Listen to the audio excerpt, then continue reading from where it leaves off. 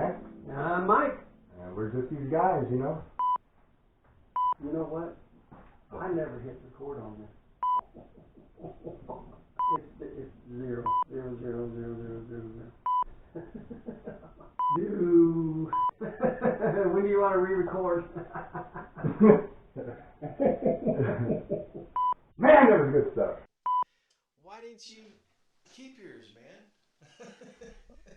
Why didn't I keep mine? Because you told me that yours did not record. You told me. You were very clear. Oh, I was. I did not hit the record button. Sorry, bruh. Big eyes. Shock. Something good is going to come out of this. We missed something yesterday. Well, good morning. I am Lance. And I am Mike. And we're just these guys, you know. Yeah. We're doing a redo here. Rerun. We thought we had accidentally not recorded yesterday's session. It turns out we did. Oh. Yep. But what was our response the moment we thought we had not recorded this session? What was the next thing? Well, what are we going to do? We just started laughing. Yeah. There's no frustration, no anger, no shoulda, wouldas. Yeah. It was just, okay, we'll do it again. Yep. And that's living the life of the fundamentals. Exactly. And speaking of fundamental fusion, which is today's chapter, I have infused and fusioned your coffee today. Man. Hold on. Hold on. Taking a sip. Making a face. If this isn't the best example of living life with what you want, just say what you want. And that's, you know, for 6-7 years, I've been serving you a cup of coffee. Crap. No idea that you thought it was crap. Well, and I was raised that way. Well, the people who drink coffee for coffee always love my coffee. I have coffee aficionados who come in and say, you know, you always serve a great cup of coffee. Right. They do. But it's a coffee. It's coffee. This is a milkshake. It's not coffee. I don't necessarily drink it for the caffeine. No, you drink it because it's good. It's a sweet. Yeah, true. Yeah, it is a sweet snack. Yeah. First thing in the morning, it's breakfast.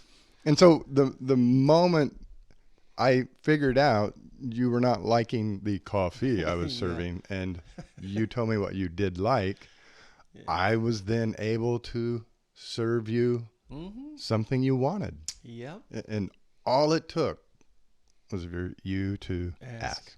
Yep. And since that time, I've been experimenting on you with different cappuccinos, frappuccinos, different additives, cinnamon, coconut oil. Well, it just keeps getting better. Well, today it includes everything. I don't know if there's actual coffee in there anymore. Probably not. There's cream and whipped cream and cinnamon and olive oil and. Well, it has literally gone from me choking down a cup of coffee, and I would leave. Most of the time, I would leave at least half a cup. I just couldn't do it, but I, kept a straight face. No, and yesterday I could not get a better cup of coffee at Dutch Bros or any of the good. I'm not necessarily a Starbucks guy, but this is a great cup of coffee. And all you had to do was ask. Yeah. All right. I'm figuring it out. What do you want? What do you want? Fundamentals all day long. I scream it all day long. I've screamed it at you for 8 years. Now you get it. What do you want? It's that simple. Light bulb. Yeah. And the fundamentals, they're fundamentals because they are the building blocks. This isn't the end. This is the beginning. Exactly. And I told somebody yesterday, there's this author who writes some good articles, and I read them all the time. And I told him that I tell people, if you can't get fundamental number one, I can't help you. Yeah. And fundamental number one is there are certain things in this world I have no power to control. Yeah. And if you don't understand that, don't come see me. And here's the thing that really does, it is continuing to grow in amazement for me. Let's put it that way. Last weekend, I had a great time. Dawn and I had a great time with some good friends of ours at the lake. Sure. Fall River Lake. It was like a private lake. It's a really nice lake in the Flint Hills. Mm-hmm. And we were basically the only people there. Wow. It was amazing.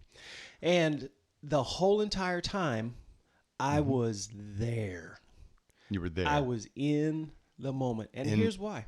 The reason that I was is because I wasn't thinking about tomorrow. I wasn't thinking about trying to control the future. Sure. And when you stop being foolish and doing stuff like that, when you Right. stop thinking about, worrying about tomorrow and all this and that, you just quit thinking about it. And when you quit thinking about that, you can be here. Yes. And it was essentially a 28-hour time frame that felt like 3 days. It was great. It was just a great weekend. And I was in the moment. I wasn't Living thinking in about the present moment. I can't one. control the past. I can't control the future. I can't control what others think, do, or feel. Yeah. I do control the present moment. Yep. What I am thinking, what I am doing, and what I am feeling. Yep. And from there, once we get that, once we accept it and begin to believe it, Yeah. then it makes sense to us to invest time and energy into changing the things we can change, Mm-hmm. how we think, and what we do. Yeah.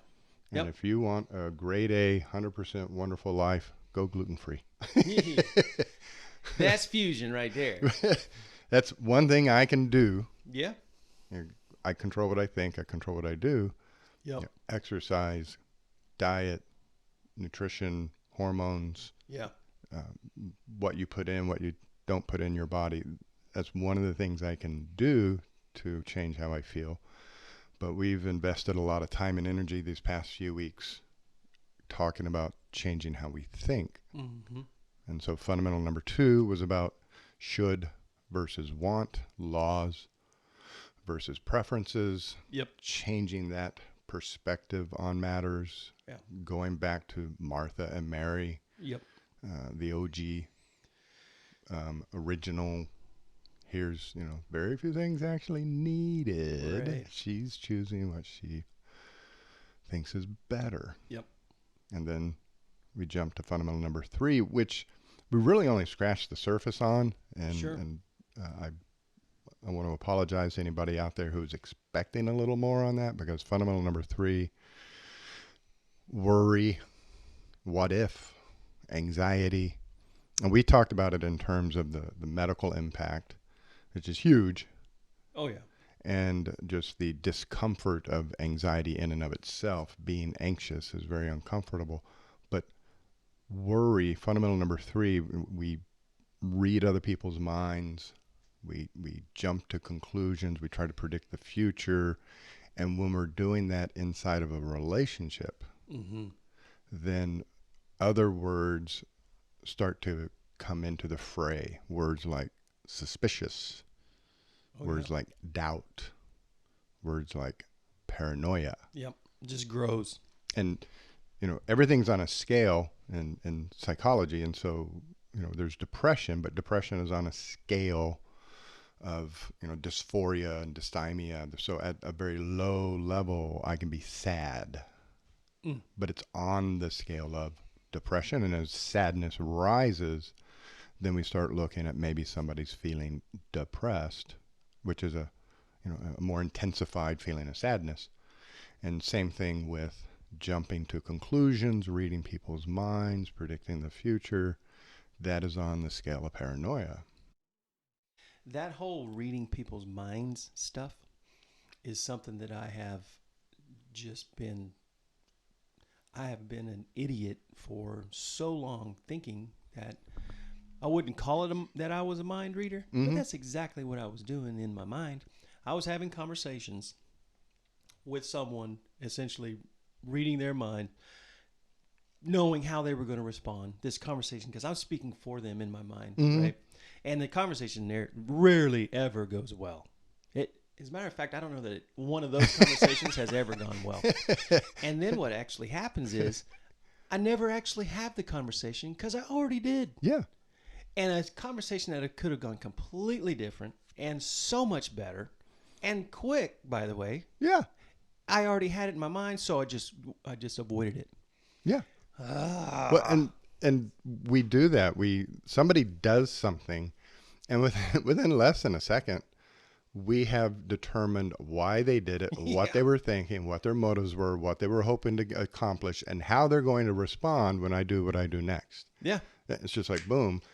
And then we either move into fight mode, because with anxiety and worry, we got responses, fight or flight. So in the relationship, we're reading their mind, determining what they meant by what they said. We're determining where they will be in 6 months, what they're wanting. And we run through all of that so quickly, and then we react to what we're thinking, what we're fantasizing about, what we're imagining.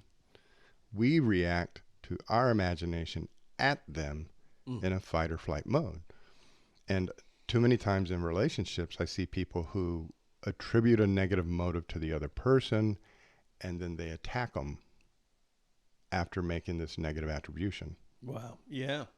You know, Totally. I roll home late, and I'm making stuff up here, but as an example, I roll home late, open the door. My wife has predetermined why I'm walking in the door late. You know, you've been doing this, you've been doing that. And she attacks me for what she's imagined I've been doing. Now, Tish never does that, but that's an example rather than trying to draw other people into this equation. And Yep. Or you come walking in late, you've predetermined that she's going to be upset about it. And so you are walking in on the defensive when she's perfectly fine. She's busy anyway. Right. She hasn't even noticed. No, yeah, that's our situation. Like I'm the center of the universe. Yeah. And so neither one of those scenarios goes well. No. And that's fundamental number 3, where it can really start to help people out is when you take these just simple principles, rather than worry about a negative future. Is it possible? Yeah, well then plan for it. Sure. You know, if I walk into the business meeting and they are attacking me over these principles, here's how I will respond. Yep. This is what attorneys do. You know, they have a trial coming up and they brainstorm. They sit down and think. They look at their case and say, where are our weaknesses? What might they bring up? And then they prepare responses for what the other person may bring up. Sure. So instead of worrying the trial is going to go bad, they plan for these negative possible events. Game planning in football. You know, it's possible Patrick Mahomes starts throwing the rock around a whole lot. Or it's possible they start handing it off and running the ball a lot.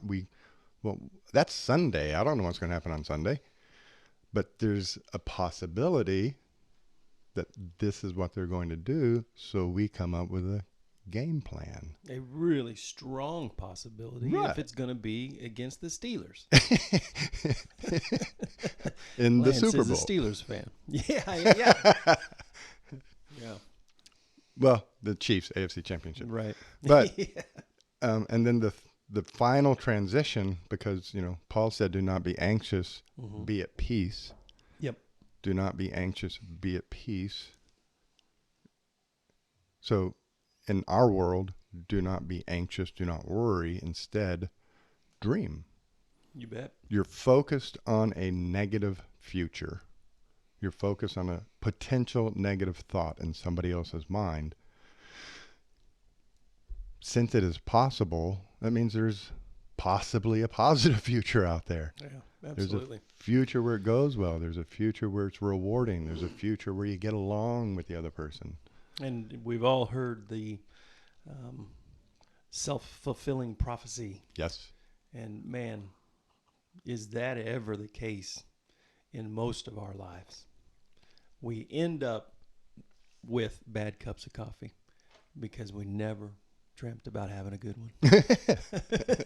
No, that son of a gun.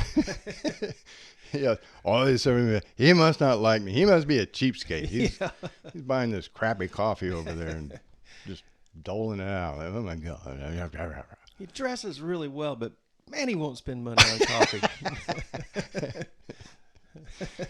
And then fundamental number 4, negative thinking versus positive thinking. Yep. I mean, and the simple way to, correct that, instead of going into some sort of deep state analysis, Sure. is just simply listen to the words in your mind and in your mouth. And if you're saying not, can't, don't, anything with a not in it, you're creating negative images for your brain. You're making negative predictions about the future. You're bringing this negativity into your life, which is going to cause you to feel something negative and then most likely respond negatively, as opposed to positive thinking, which is, positive possibilities. You don't want, do want. Sure. You don't want a crappy cup of coffee. Yep. What do you want? Yeah. Yeah. He didn't serve me a good cup of coffee. He did open his office for me. He did. Paul said, finally, my brethren, whatever is lovely, noble, worthy, excellent, think on these things. Yeah. So we can think negatively or we can think positively. Yep. And that one is the roof on the house is the capstone, because, and with newbies, this happens all the time. They get it. They understand. They have the fruit balanced on their head. Okay, it's not a should, it's a want. Right. So what do you want? And their immediate answer, well, I don't want this and I don't want this. Yeah. It's just a habit. Yeah. And so fundamental number 4, okay, you're telling me what you don't want. Right. What do you want? Yeah. That was the question. What do you want? Yep. Not what you don't want. Tell me what you want. And so the fusion is when you start pulling all of these together, because we talk about them separately, but they really feed each other. Oh, yeah. Because if I'm thinking you should do this and you don't, I'm going to start worrying why you didn't. Yep. And I'm going to make negative predictions. And then Right. based on those negative predictions or suppositions about how you think, I'm now going to start thinking about what I don't like and what I don't want. And I'm just going to start circling the drain. Yep. End up at the bar complaining about you for 3 hours. In the meantime, you're home watching TV, Yeah. enjoying your life. Well, I am miserable. another football analogy that you use is Tom Brady. Yeah. And his fundamentals focus. There were 4 things. I'll let you tell the story, but yeah, tell it real quick, and then I'll. Right. Well, Tell you where I an was interviewer headed with that. before one of the Super Bowls, one of his mini Super Bowls, Mm-hmm. asked him, one of the non-traditional football questions, and it was really an astute question. And he asked him, "So what's that little yellow scrap of paper on your clipboard out there when you're practicing?" And they cut to a camera clip, and there's his clipboard, and there's this little yellow ratted, wadded up piece of paper on there. And Tom gets all bashful, and he says, "Well, back in college," so this was about 15 years prior. Sure. He said, "Back in college, a quarterback's coach came to me, watched me throw the ball, and then said, 'These are the 4 fundamentals to a forward pass. I want you to practice them every day for 30 minutes. And so for the next 15 years, what is the world's greatest quarterback practicing? The commercial, the pose, the deep out. I'm sure he practices some of those things, but every day he commits to make a chicken wing, grip the laces, come over the top, and flick the wrist." Yep. And Joe Montana, in another interview, when they were heaping praise on him, and he too was shy and bashful, and said, "Guys, actually, the game's pretty simple.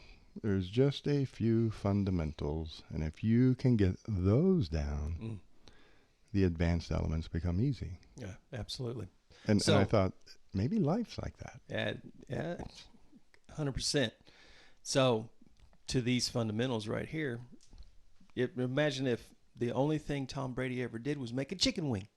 Like that's all he ever did. Is he going to be one of the greatest quarterbacks of all time? No. Nope. So it's consistently working on the 4 fundamentals that will eventually start to fuse themselves together Sure. into your everyday existence, and life will get better. It will, as we consistently, that's what I'm finding, is consistently letting your mind just be fused and think about. It's a immediate response to everything that is around you. And it's an internal response that then gives you a much better external response or external, just action. And so, yeah, it's the fundamentals, consistency. And I told you that when I will see when people get it, Right. because they walk in 1 week, worried, stressed, anxious, upset, and then the week that they get it, they walk back in and they're calm and relaxed, and we're having pleasant conversations. And a lot of times they don't even recognize they've made the transition. Yeah. The life has not changed one whit. Yep. But suddenly they're at peace. And it's not always this big, kind of cataclysmic, moment, whoa, the angels singing. It's just they wake up one day, life's going well, they're doing this, they're doing that, handling things, and they walk in, how you doing? Well, everything's good. Yeah. Like, whoa, time out. Tell me about your week. And they're telling me about positives, they're telling me about things they were in control of. And I got a couple of quick examples. Great. From the past couple of weeks I promised to tell you about. Mm-hmm.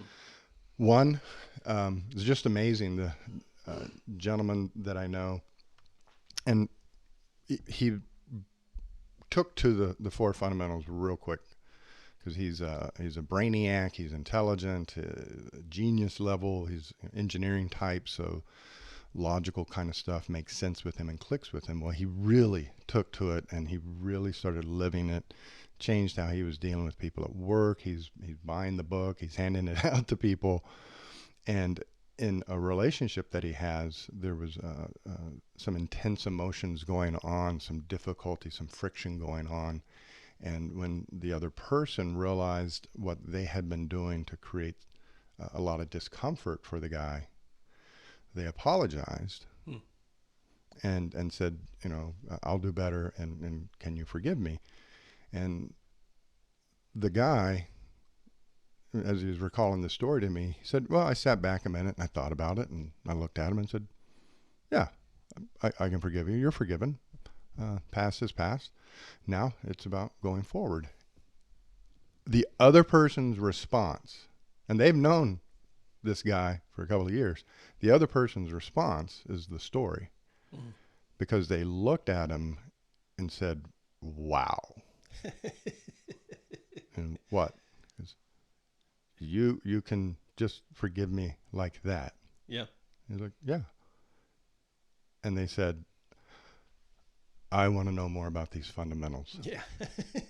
Because if you can do that, yeah, I want to be able to do that. Yeah.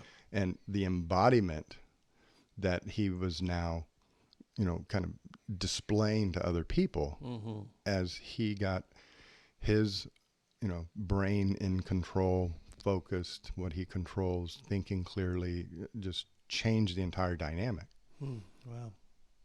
And then this other guy, he came in, that's what's awesome. Great about this story, this gentleman's older. So, you always say you can't teach an old dog new tricks. Right. And he came in with a lifetime of frustration and anger and conflict with his spouse. And, some ADD sprinkled in there. So there's disorganization and frustration with things, and people are frustrated with him. So that's causing a whole lot of conflict. And it came in, with this anger problem that he has to work on, because everybody else is telling him he has to work on it. And so he too, really dove in to the deep end and was taking notes, and would leave and come back with notes. And I had this question come up on Tuesday night, and I wanted to talk to you about it. Mm-hmm. Just really working hard on the system. And one of his frustrations that was for him and for the people in his life, he's so got so many things going on. He's so overscheduled, feeling like that it creates a lot of tension and frustration. And that anybody interrupts that schedule, then he just would get so mad at them because he's trying to get things done. Mm-hmm. And he was explaining this to me, and he said, I need to work on this. And he explained the whole schedule thing. And as he was explaining as an example, what's going on, I got a basketball game, I got a friend wanting to go to dinner, I realized he was struggling with a schedule that was filled with cake and ice cream. Yeah. Everything he was talking about that was on the schedule were great things. Go to dinner with my wife, read this book, watch this show, work in this garden, get this done in my house, paint that wall. These are all things he wanted to do. These were all wonderful things. Friend gave him basketball tickets, and now he's got to work that into his schedule, which means he can't go to dinner with this friend. And once we talked about it, once he began to realize everything that I'm talking about is a positive that I'm trying to fit into a schedule. And he would, I want to go to the basketball game, but I don't want to miss out on, I want to do this, but I don't want to miss out on. And so he immediately, even though he was presented with something positive, his focus was on what he wasn't getting to do, what he was losing, as opposed to what he was getting. And that's the whole idea. Frustration is also a habitual way to think. Mm-hmm. And then the whole misery loves company.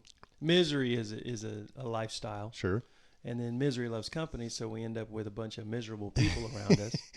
Because anyone positive doesn't want to hang out with miserable people. That's just a reality. Say something positive when a bunch of people are sitting around complaining. Yeah, I'm going to. It'll be, crickets. Yeah. Get out of here. They just look at you like, okay, who invited him? Yeah, exactly.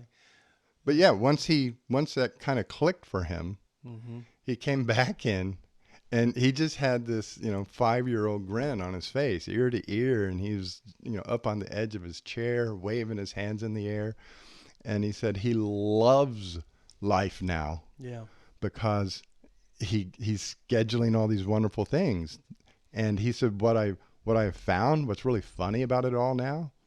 And this is after 40 years. He says, what I found really funny is that when there's an interruption to my schedule, I begin laughing because I get to plug something else fun in. Sure. And so I've got this evening planned where I'm going to do this, that, and this, and have dinner with this friend. And then my friend calls and says, I can't do dinner. Sorry.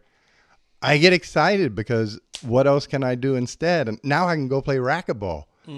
And he loves the chaos, I guess, in the schedule now, because each time the schedule changes, it's like, rotating the kaleidoscope. It's just a new, beautiful evening, a new, beautiful weekend. I'm going to do this week. I'm going to do this.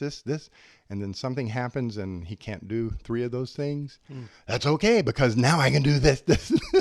Yeah. And it's a completely different experience in his same old life. Yeah. That for 40 years, this was a source of frustration, anger, arguments, resentments, depression. And now that exact same situation is a source of excitement and joy. And even when his wife says, I need you to do this, because he's got these 4 fundamentals down, his thought is, that is what she wants. Now I know what I can do to make her happy. And so he's happy to serve. Yep. And these are he was able to focus on the positive. Right. Yeah. Instead of, because this is I say these are the fundamentals, the building blocks, the advanced stuff that people can work on. We can talk about more stuff if you want, but the advanced stuff, the advanced elements start to come in, recognizing that when I am speaking to you, if you're not careful, my words become your thoughts. Ooh. So you're sitting there very polished and clean mentally, really focusing on what you want. And if I were to look at you and say, why are you wearing that hat? You shouldn't wear a hat in here. you suddenly start to feel uncomfortable and want to defend your decision as if there's a right or a wrong here. Right. And instantly you accepted my premise that you should or should not wear a hat. Well, I instantly give you control. Yeah. Yeah. Yeah. What do you mean I shouldn't wear the hat? I should wear the hat. I can wear whatever I want. And you accepted my premise. You lost. Right. Because my words became your thoughts Sure. rather than creating that boundary and saying, he thinks that I shouldn't wear a hat, but I'm approaching this as a preference. I wanted to wear a hat today because it's raining outside and I want to. Yep. And Which that's is- a real difficult challenge to. Which has to be why we live in a world that is so easily offended, because we allow that to take place. The biggest lie that we allow into our minds, and we'll just go ahead and we'll say the devil made us think it, Right. is this, that things can't change. It won't change. None of this is I may as well not even try. I'm just a negative person. Sure. I can already hear it. I can hear it being thought. I can read their minds. I know what they're thinking. No, but it's what happens when we've lived in it for so long. Right. And it's a lie. It's What are a you going lie. to do? Yes. It can change completely the rest of our lives starting today in how we experience the fullness of life. Jesus came and he said that I came to give life and I came to give life to the full. Imagine if we spent way more time focused on Jesus and the teachings, because we now have the freedom to do that because we're not mired in all this negative thinking and mired in all these bad relationships because we have approached them in the wrong way. The freedom that we now live in because we don't have all that going on. We have a new fusion of positive thinking, new thinking, renewed thinking, and we can focus on finding that fullness like a good cup of coffee in life. There is worldly thinking and there's spiritual thinking. And we're going to the spiritual now. So if you're not into it, turn off. Right.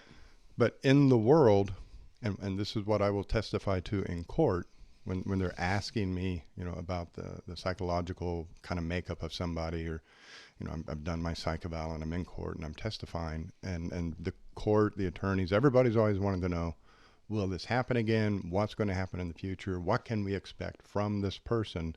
And, it all begins with, I can't predict the future. That's right out of the gate. Sure. There's a 5-minute caveat that I give to the court of what I can't do.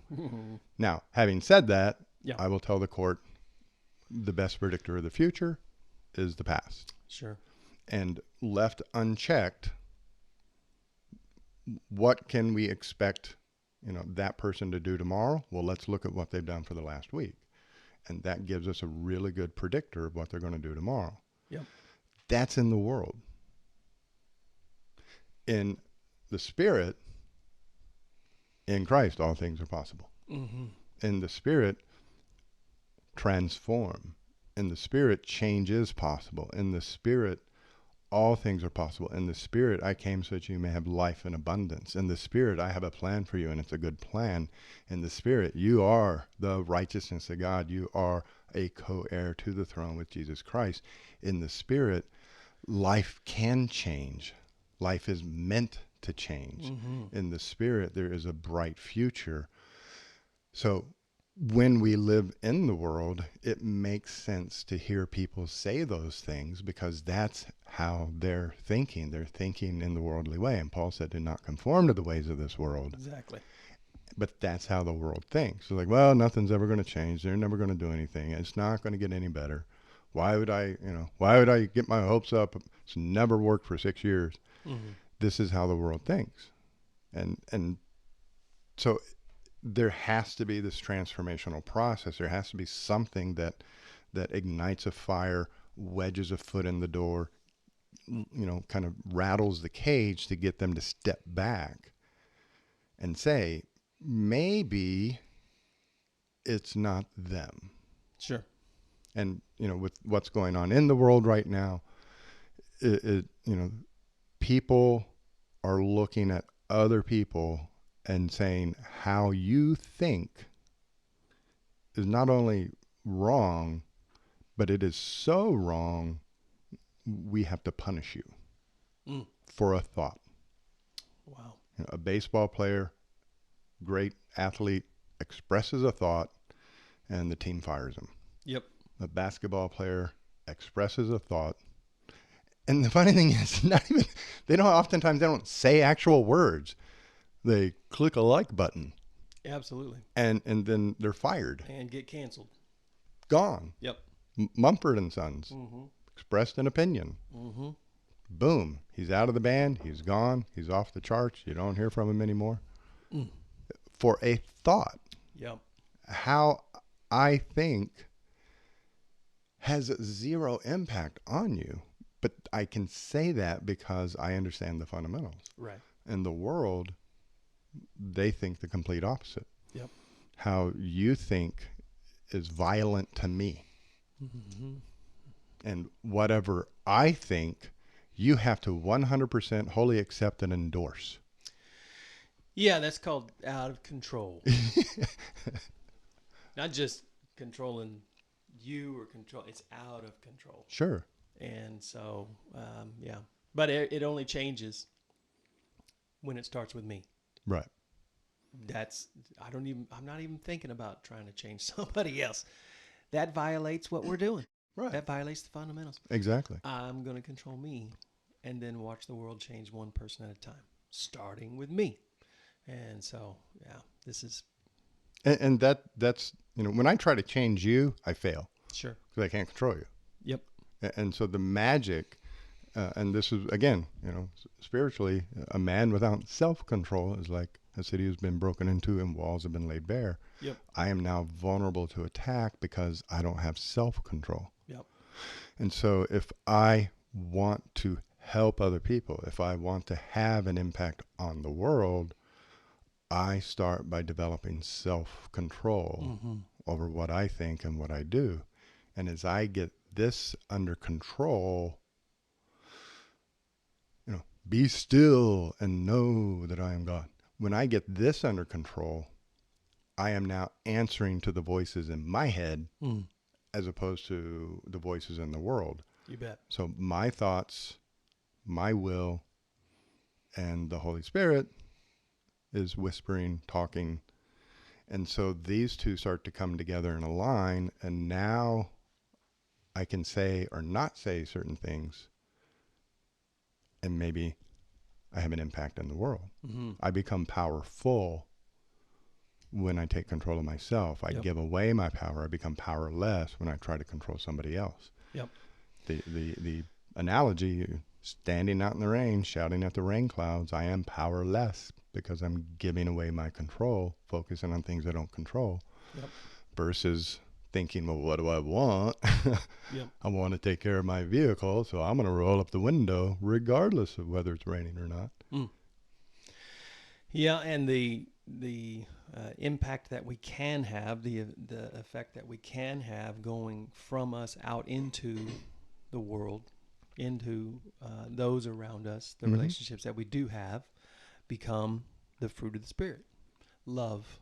Those are all going out. Love, joy, peace, patience, kindness, goodness, gentleness, faithfulness, and then the exclamation point, because that's how I see it, the exclamation point that gives us the opportunity to present those fruits of the Spirit, self-control.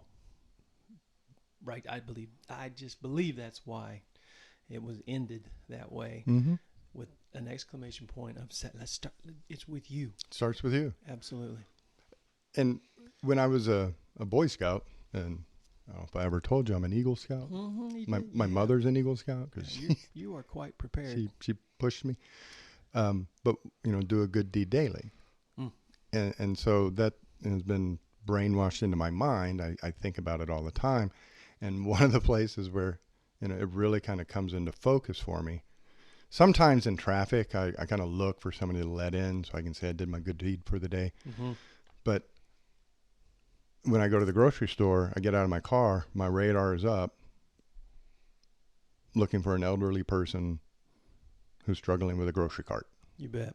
And yesterday I stopped by Dillon's on the way home, and there was a lady had a bunch of cases of Dr. Pepper and a grocery cart, and she was struggling to unload everything. I walked over like I'm 17 years old. Ma'am, can I help you? Nice. And she looked at me and smiled, and I helped her get the heavy, Coke cases out of her basket. And I said, let me take that basket for you. You just go on home. And she just was tickled pink. Nice. And so I'm sure, I like to think that she left tickled pink, went home, and spoke nicely to somebody else who then had a good evening. Absolutely. And it took me an entire 5 seconds. Yeah. Yeah. But your radar was up. I was in control of myself. Absolutely. What do I want? How do I want to serve others? How can I be of help to other people? Yep. And had I walked up and said, hey, would you like some help? And she said, no, thank you. I would have just kept walking. No big deal. Yep. No skin off my teeth. Yeah. So that brings to mind, so I want to give a quick shout out to somebody that you know as well. George over at GK. GK Tire. GK Tire. Auto. You need any mechanic work, go there. Exactly. George is a great guy. I took a tire in there off of a van of somebody that was in our parking lot. Went in there and just told George I just need a tire. I need to replace this tire for someone who can't afford to do it. And he says, okay, we'll see what we can do. What's your buddy Randy up to? He's talking about your name. Yeah. And so anyway, we had a great conversation. I left and came back. Well, he gave us a brand new tire for $50. $50. $50. Wow. $200 tire, $150 even, $50. Basically, it has to be his cost. Yeah. So, but he is a very generous guy. Yes. Great guy. Someone you would want to do business with. Yes. Yes. And so if you're in Wichita and you have any automotive needs, go check out George at GK Auto. Honest. They do great work and they back up their work. Yeah. And like you said, I took a car in there one time, and in my mechanical brain, I had determined the right front bearing, the hubs had gone out. Gotcha. And with that particular model, you can't just pull the bearings out and put them in. You have to change out the whole right front transaxle. I mean, you got to pull it all out. Yeah. So I had calculated the cost. I had saved up the money. I drove it over there, told him what I thought was going on. It was squealing like crazy.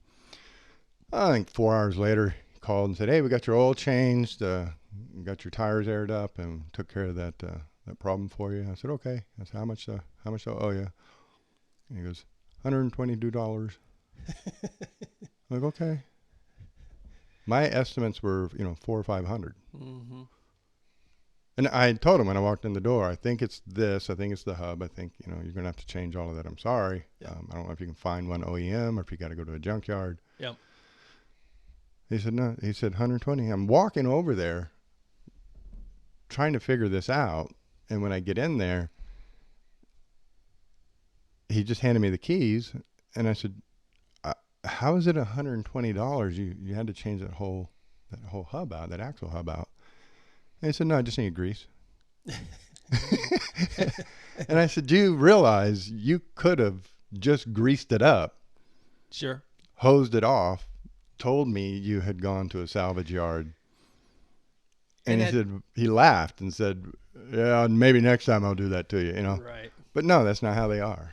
Nope. They very easily could have taken advantage of me in that moment. People. Because I had basically told them, I'm ready to pay for a new axle hub here. Yep. And you got all these people who know nothing about cars whatsoever taking stuff into mechanics. And Yep. Oh, yeah.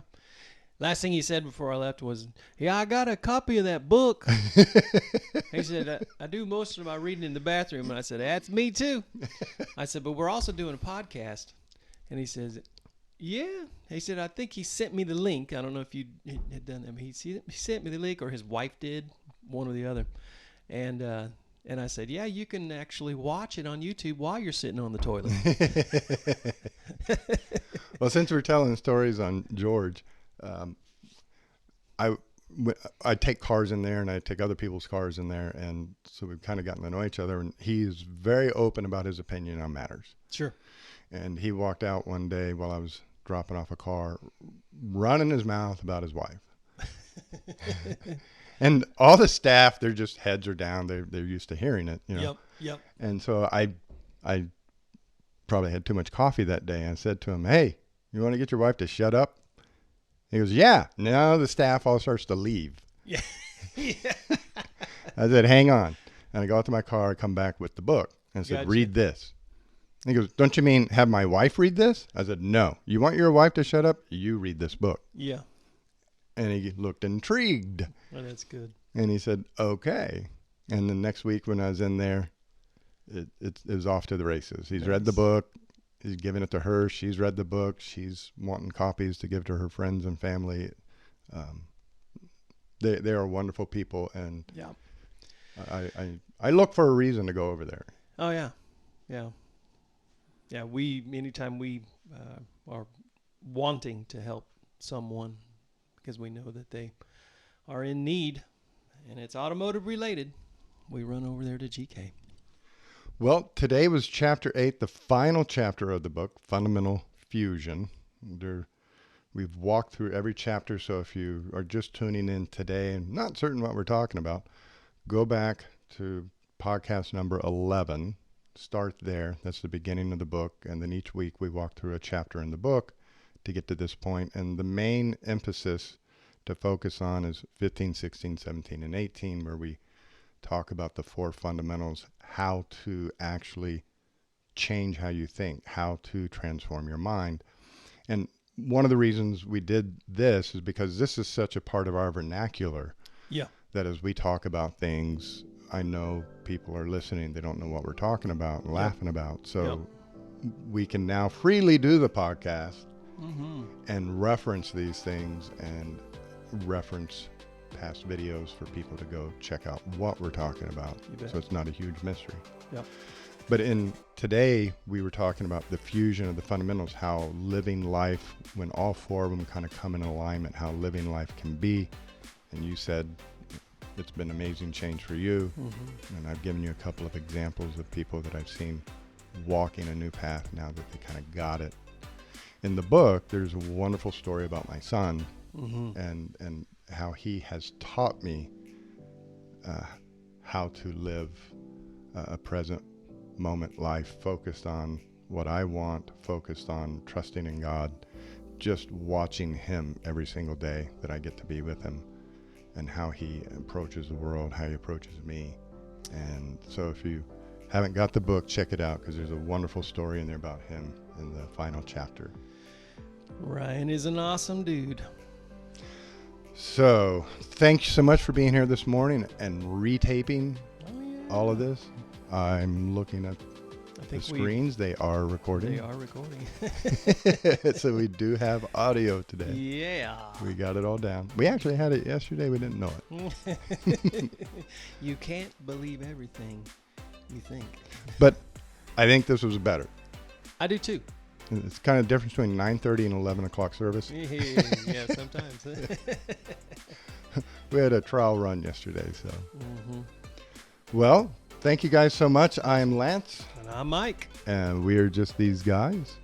Awesome. We'll see you next week. Have a great week.